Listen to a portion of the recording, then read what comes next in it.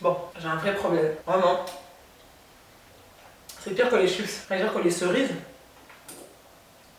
C'est vraiment pire que les chips. Là, j'ai commencé, j'aurais jamais dû. En fait, je vais enlever le bol. Et quand je parle de bol, je parle de vrai bol. Regarde ce qui reste. On appelle ça obsession. Obsession healthy. S'il vous plaît. Bon, quand tu finis le bol, c'est pas si healthy que ça. Hein.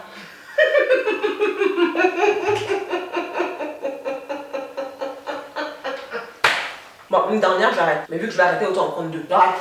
Je ramène le bol à la cuisine. Voilà. Je vais aller prendre un verre d'eau à la place. On dit quoi, my loves? On dit quoi? J'espère que vous allez bien. Je suis ravie de vous retrouver pour une nouvelle vidéo. Aujourd'hui, on va parler... comment est-ce que je peux vous dire ça? Comme vous avez vu dans le titre de toutes les leçons, on va parler des erreurs que j'aurais aimé... C'est pas des erreurs, j'aurais aimé savoir ces choses-là avant d'entrer dans une aventure naturelle. Celles qui le savent et qui me suivent depuis le début, vous savez que moi, j'ai pas transitionné. Moi, j'ai juste fait un big shop. Tout simplement, je ne me suis pas préparée mentalement pendant des mois et des mois à me dire je vais changer de texture, etc. Non, moi j'ai décidé que ça suffisait. Un matin du 1er, enfin c'était le 1er janvier 2016, puisque ça fait 4 ans maintenant, j'ai décidé de couper tous mes cheveux défrisés. J'ai juste décidé de couper. Donc, avant ça, si j'avais eu toutes ces informations-là, j'aurais gagné beaucoup de temps. J'aurais gagné beaucoup de temps. Dans cette vidéo, on a traité de plusieurs conseils que je peux vous donner pour toutes celles qui se posent la question, toutes celles qui se demandent si elles ont vraiment envie de revenir au naturel. Quand je dis revenir au naturel, ça signifie ne plus défriser ses cheveux, que ce soit une longue transition ou un big shop. Toutes celles qui se demandent comment c'est exactement au quotidien de vivre avec les cheveux naturels, surtout si vous avez été défrisé pendant très longtemps. Cette vidéo est vraiment faite pour vous parce que je reçois beaucoup de questions qui me disent oui mais moi par exemple je savais pas ci, je savais pas ça. Donc j'ai décidé de tout regrouper, tous mes conseils dans une vidéo, comme ça je pourrais vous rediriger vers cette vidéo là. Si jamais vous avez des questions, si jamais vous avez des membres de votre famille, des sœurs, des cousines, des tantines, des frères, des oncles, peu importe, qui veulent revenir au naturel, vous pourrez les rediriger vous aussi vers cette vidéo. Ok, numéro 1. Le numéro 1, la patience. Oui. C'est-à-dire que si tu n'es pas patient, si tu n'es pas patient de nature, si tu n'es pas quelqu'un de patient de nature, laisse tomber. Parce qu'il faut énormément de patience. Au même titre que pour prendre soin de ses cheveux en général, que ce soit des cheveux défrisés, que ce soit des cheveux loxés, etc. Quand tu décides de revenir au naturel, surtout quand tu as les cheveux crépus, il te faut énormément de patience. Les cheveux crépus, leur manipulation n'est pas aussi simple que les cheveux défrisés. Ça met du temps, ils s'en mêlent énormément, donc il faut être vraiment très patient. Numéro 2, oublie tout ce que tu as appris avant là. Tout ce que tu as appris sur tes cheveux défrisés là, hein, oublie tout ça. C'est-à-dire que ce que tu découvriras, ce sont des nouveaux cheveux. C'est ton ancien toi, ton toi initial de ta naissance. Mais si tu as été défrisé pendant longtemps, comme moi par exemple, oublie ce que tu as appris avant, parce que c'est pas la même chose, c'est pas la même histoire, c'est pas la même aventure du tout. Attends-toi à redémarrer sur de nouvelles bases. Ce sont des nouveaux cheveux, ils ont une façon de fonctionner qui est différente. La nature peut rester la même, tu vois ce que je veux dire, mais oublie ce que le défrisage t'a appris, parce que tes cheveux, ce ne sont pas les mêmes. Ce sont des cheveux qui sont crépus, qui sont secs, qui peuvent être cassants, qui s'en mêlent, comme beaucoup de cheveux, hein, de type caucasien, de type asiatique, etc. Mais les cheveux naturels crépus et les cheveux défrisés crépus, ça n'a rien à voir. Rien à voir. Troisième point, ce que je vais vous citer là, ça peut avoir l'air totalement logique, mais j'ai beaucoup de personnes que je connais qui ont décidé de revenir au naturel. Attends d'abord. Et qui se sont dit, je garde quand même un beau défrisant chez moi au cas où. Non, oublie, laisse tomber le défrisage. Si tu as pris la décision, vraiment si tu es sûre et certaine que tu as fait ta réflexion, que tu es décidé, là voilà, c'est bon, je décide d'être naturel, oublie le défrisage. Oublie vraiment le défrisage. Arrête de défriser tes cheveux. Parce que être naturel pendant 6 mois, ensuite défriser, après, Ah, tu sais quoi, je recommence encore une fois. après encore 6 mois ou 1 an. Allez, vas-y, viens, je coupe tout, je recommence encore une fois. C'est énormément de travail, énormément d'efforts, énormément d'énergie pour rien. Quand tu prends la décision, vraiment, essaye de t'y tenir au maximum. Pour être persévérant, bien évidemment, mais essaye de t'y tenir au maximum. Ne garde pas de pot de défrisant chez toi si tu te défrises toute seule, parce que vraiment, c'est une tentation. Hein. C'est pire que les cerises.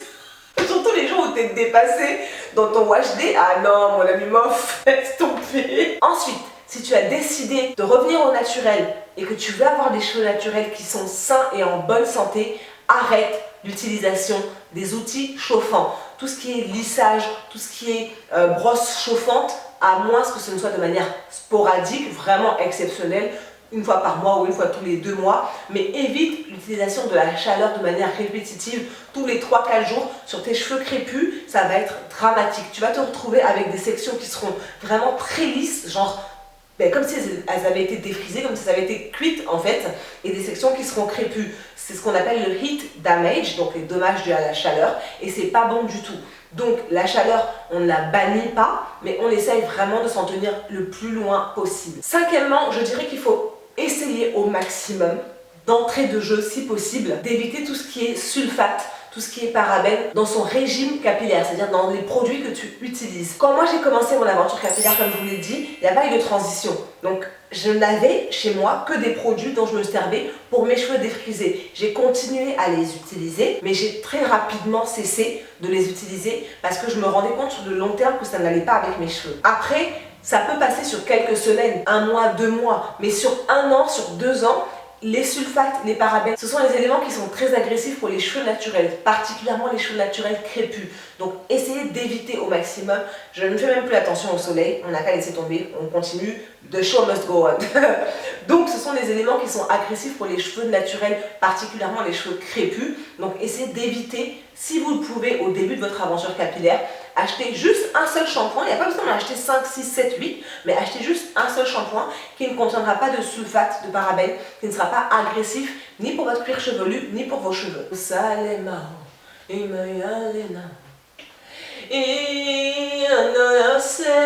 Ensuite, sixièmement, ça, c'est quelque chose, vraiment, j'ai pas pris le temps de le faire bien au tout départ de mon aventure capillaire. Mes cheveux ont quand même poussé, bien, merci Seigneur, mais c'est quelque chose, c'est une chose sur laquelle j'aurais dû insister dès le départ. Démêler mes cheveux dans les règles de l'art, c'est-à-dire démêler petit à petit, en partant vraiment du bas vers le haut. C'est une habitude que j'avais quand j'étais défrisée, c'est quelque chose que je faisais quand j'étais défrisée. Mais quand j'ai big chopé, j'avais très peu de cheveux en fait. J'avais très peu de cheveux, donc les élails de démêler, franchement, j'avais pas le temps. Je tartinais les conditionneurs sur ma tête ou le masque, et après je rinçais et je sortais de là. Je prenais pas le temps de prendre même une petite brosse pour peigner, pour bien démêler. Et je me suis bien souvent retrouvée dans des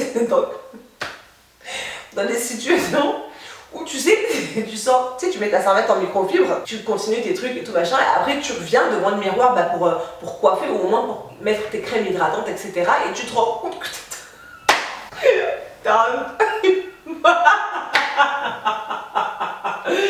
t'as une boule, tu sais, c'est comme ça, vraiment accroché comme ça. C'est affreux, affreux, affreux, affreux.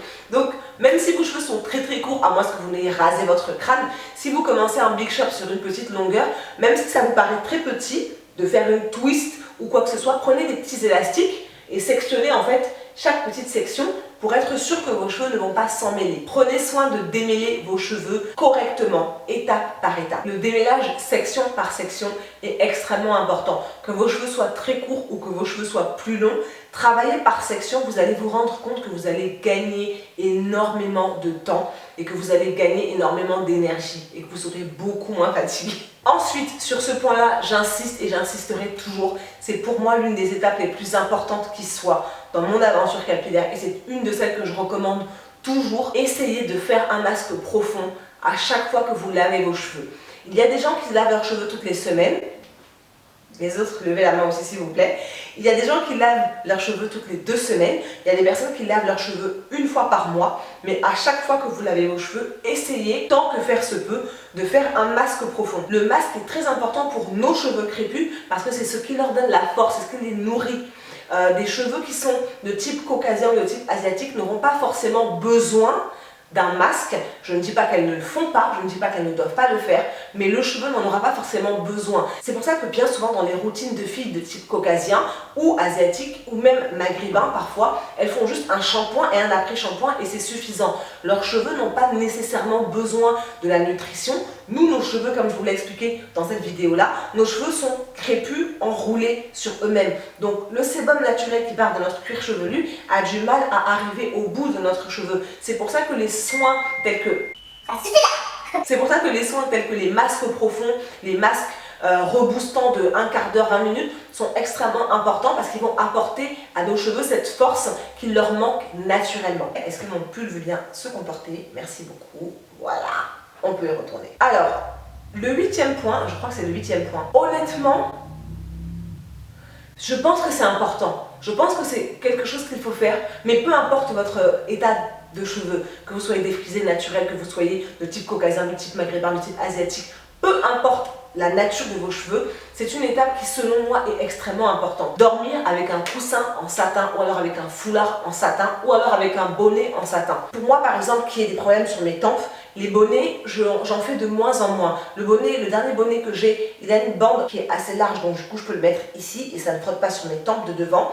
Mais les bonnets avec élastique, eux, ils frottaient sur mes tempes. Donc j'ai arrêté. Si vous n'êtes pas fan des bonnets ou de dormir avec un truc qui enserre votre crâne, tout simplement, achetez une taie en satin. J'en parlais lors du webinaire que j'ai eu samedi dernier. Je ne sais pas quand est-ce que vous allez voir cette vidéo, mais on en parlait avec une des participantes du webinaire que j'ai eu, qui disait qu'elle ne supportait plus en fait de dormir avec un foulard. Et ce qu'elle a fait, c'est qu'elle a été chez Toto, qui est un grossiste, qui vend du tissu, et elle a acheté en fait, je crois que c'est 1 mètre carré de tissu, et tout simplement, elle attache ça autour de son oreiller pour dormir le soir. Ce qui fait qu'elle est tranquille parce que l'hydratation qu'elle apporte à ses cheveux, elle est maintenue. Le frottement, lui, il est bien évidemment réduit, pour ne pas dire complètement annulé. Ça dépend, hein, si tu dors comme ça et que tu bouges pas toute la nuit, il n'y a pas de frottement. Mais voilà, le frottement est bien réduit. Donc, je pense que c'est une étape qui est importante. C'est pas tout le monde qui le fait, c'est pas tout le monde qui aime le faire, mais sincèrement, moi, depuis que je le fais, et je le fais depuis... Je crois que depuis 2008, depuis que j'ai commencé mon aventure capillaire tout simplement, les rares fois où j'ai dormi sans ça, sans mon foulard ou sans une taie d'oreiller en satin, sans protéger mes cheveux, je l'ai payé. Le lendemain, je l'ai payé systématiquement. Donc c'est quelque chose que je vous conseille de faire si vous décidez de vous lancer dans l'aventure du naturel. Ensuite, comme je vous disais tout à l'heure, il est important de démêler vos cheveux section par section, étape par étape. Mais il est tout aussi important, selon moi, et encore une fois ce n'est que mon opinion, de faire des coiffures protectrices. Je vous explique pourquoi. Le cheveu afro, le cheveu naturel, est magnifique. Dans son état naturel, moi je le trouve magnifique, sincèrement. Quand j'ai un puff comme ça, je trouve que c'est vraiment très très beau. Le problème de laisser nos cheveux comme ça, je vais me rapprocher, je vais vous montrer, c'est que certes, ils sont très beaux dans leur puff, mais en fait, quand on les laisse, ils commencent à s'en mêler les uns aux autres. Et je ne sais pas si vous allez réussir à voir, mais en fait, là ça fait 2 jours, et je commence à avoir des nœuds à l'intérieur. Vous voyez, je commence à avoir des nœuds. Donc là, ça ne fait que 2 jours. À la fin de la semaine, ce genre de petits trucs-là, j'en aurai plein. Donc, porter nos cheveux afro, en afro ou en puff, ça c'est une coiffure protectrice parce que mes cheveux ne sont pas sur mes longueurs, sur mes épaules et ne frottent pas contre mes vêtements. Mais ça reste aussi une coiffure dans laquelle mes cheveux sont libres. Et le fait qu'ils soient libres, le cheveu crépus, ils s'accrochent les uns aux autres. C'est leur forme qui fait ça. Donc, il faut essayer au maximum de faire des coiffures protectrices pour éviter que ça s'en mêle de trop. Après, je ne dis pas de ne pas profiter de vos cheveux, la preuve. Moi-même, je ne suis pas en train de profiter ici. Bon, donc, j'en profite certes, mais il faut essayer, tant que vous le pouvez, de faire des coiffures protectrices peut-être tous les mois ou tous les 2-3 mois pour être sûr que vos cheveux ne vont pas tout le temps être soumis à des tensions, au fait de s'en mêler les uns aux autres et que vous deviez passer des heures et des heures à les démêler. Donc pour moi, les coiffures protectrices restent véritablement un élément vers lequel se pencher quand on décide de repartir au naturel. Ah, j'ai beaucoup parlé. Beaucoup parlé aujourd'hui. Ensuite, un élément à ne pas négliger, exactement celui que je viens de faire, boire beaucoup d'eau, hydrater, c'est-à-dire s'hydrater autant de l'intérieur que de l'extérieur. Les cheveux crépus sont les cheveux qui ont le plus besoin d'hydratation. Par leur forme même, comme je vous l'ai expliqué, ils ont besoin d'un apport en hydratation intense. Ils sont extrêmement déshydratés. La forme du cheveu crépus fait que l'hydratation ne se maintient pas tout du long de la tige capillaire. Donc il faut leur apporter de l'hydratation. Vapo, lait capillaire, leave-in, crème capillaire, juste de l'eau, boire de l'eau, peu importe. Hydratation, hydratation, hydratation. C'est la clé du succès pour des cheveux crépus en bonne santé. Ensuite, et pour terminer, les ciseaux sont nos amis. Pour celles qui me connaissent depuis très longtemps, et il y en a parmi vous, merci infiniment, vous savez que quand j'étais défrisée, j'étais phobique des ciseaux. clairement. Je voyais que mes cheveux étaient en train de pousser, moi je voyais pas l'intérêt d'aller les couper, frère. Hey, j'ai mis des années à ce qu'ils poussent, qu'ils arrivent là, Toi tu veux que je coupe? Non, non, non, j'étais pas du tout pour la coupe en fait. J'étais pas du tout, même pour trimer, juste enlever les pointes. J'ai pas eu beaucoup de pointes fourchues pendant toute mon aventure capillaire défrisée, merci mon Dieu, mais juste pour couper les pointes, pour rafraîchir la coupe et que ça paraisse net et beau, c'est quelque chose que je voulais pas parce que moi je voyais les résultats en fait. Je voyais mes cheveux pousser, je voyais mes longueurs pousser, mais je pensais pas à couper mes pointes. Et je me suis rendu compte qu'en fait, à l'arrière, mes cheveux qui poussaient comme ça avaient au milieu un gap, tout simplement, un espèce d'espace qui était fin, vraiment très fin, vraiment pas joli du tout. Donc il a fallu qu'on coupe, avec ma coiffeuse on a dû couper pour le coup, pour tout réégaliser, mais il faut que vous pensiez aux ciseaux comme étant vos amis, c'est-à-dire que couper, c'est pas nécessairement couper 8 cm, couper 12 cm, c'est couper 1 cm tous les 2-3 mois, juste histoire de maintenir les pointes fourchues très loin de nos cheveux, juste histoire d'égaliser si vous avez une coupe particulière et aussi histoire que vos cheveux soient en bonne santé. Et voilà my love, c'était pour cette vidéo, j'espère qu'elle vous aura plu. N'hésitez surtout pas à marquer là en bas dans les commentaires quels sont les conseils que vous pourriez donner à d'autres personnes. Il y a des nouvelles et des nouveaux qui rejoignent ma chaîne et j'aimerais qu'on puisse leur montrer que dans les commentaires on échange, on se conseille toujours avec bienveillance, toujours avec gentillesse, sans critiquer, sans mal parler, qu'on puisse se donner des conseils, qu'on puisse s'enrichir les unes les autres de nos propres expériences. C'est ce qui fait que je continue cette chaîne et c'est ce qui fait que j'aime énormément parler avec vous parce que vous me parlez en fait. Le fait que vous me répondiez, pour moi c'est juste bonus. Franchement, c'est plus important vos réponses et vos messages que d'avoir 150 000, 300 000, 400 000 abonnés. Non, vous voyez que je continue, moi j'ai un travail, j'ai un enfant, une famille, etc. Mais je continue à faire des vidéos parce que je vous ai en fait et parce qu'on échange. Donc n'hésitez surtout pas à laisser en bas dans les commentaires vos conseils, vos trucs et astuces quand vous avez commencé votre aventure capillaire. Peut-être que j'en ai pas cité ici, mais peut-être que ça pourra aider quelqu'un d'autre par la suite. En attendant de vous retrouver très vite, je vous fais plein de gros bisous et je vous dis à bientôt. Mouah.